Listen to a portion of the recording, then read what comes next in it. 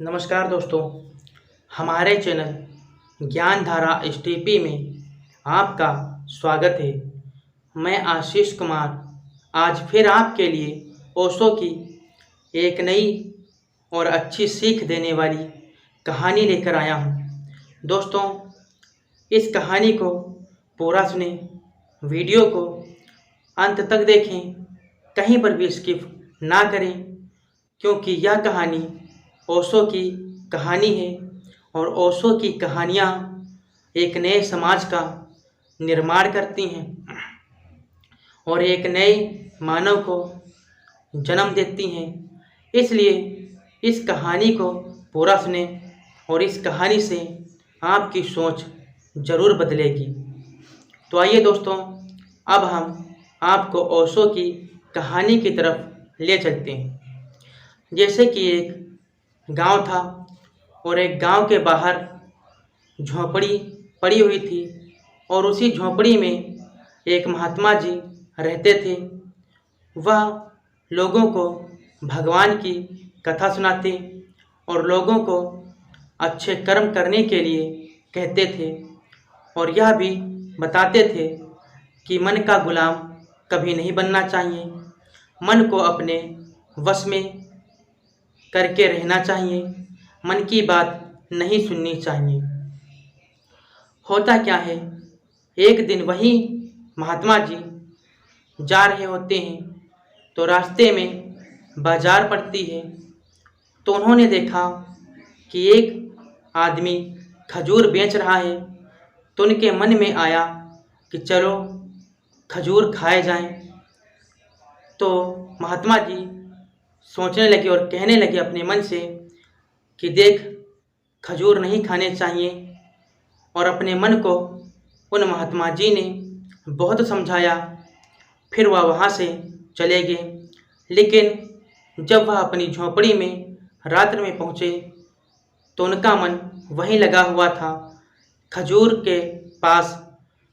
तो महात्मा ने बहुत समझाया अपने मन को, लेकिन वह रात भर सो नहीं पाए। तो होता क्या है, वह महात्मा जी जंगल की ओर लकड़ी काटने के लिए चल देते हैं और अपने मन से कहते हैं, अगर तुझे खजूर खाने हैं तो लकड़ियां तो काटनी ही पड़ेंगी और फिर लकड़ियों को बाजार में बेच करके तब खजूर तुझे मैं खिला सकता हूँ। होता क्या है, महात्मा जी लकड़ी काटते हैं और दो बड़े बड़े गट्ठर लकड़ियों के बना लेते हैं और फिर उन गट्ठरों को अपने ऊपर लाद करके चलते हैं। लेकिन महात्मा जी चलते हैं फिर गिर जाते हैं। फिर महात्मा जी अपने मन से कहते हैं, अगर तुझे खजूर खाने ही हैं तो इन लकड़ियों के गट्ठर को उठा करके चलना ही पड़ेगा बाजार तक, तभी ये लकड़ी के गट्ठर बेचेंगे और जब ही पैसा मिलेगा तभी मैं तुझे खजूर खिला पाऊँगा। होता क्या है, 4-5 मील चलने के बाद वह महात्मा जी बाजार पहुंच जाते हैं और उन लकड़ियों के गट्ठरों को बेच देते हैं।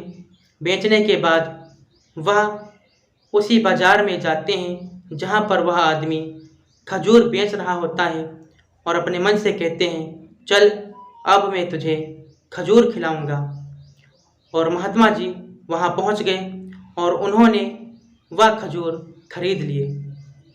होता क्या है, महात्मा जी जैसे ही अपने मुंह में रखने चलते हैं खजूर, वैसे ही फिर महात्मा जी कहते हैं, तू मेरा मन है, आज तूने हमसे खजूर मांगे हैं तो हमारा शरीर इतना दुख रहा है, इतनी मेहनत की है, इतने हमने कष्ट झेले हैं और फिर एक दिन तू हमसे कहेगा स्त्री चाहिए, फिर बच्चे चाहिए, परिवार चाहिए और अच्छे अच्छे कपड़े चाहिए और फिर तो मैं तेरा पूरी तरह से गुलाम बन जाऊंगा।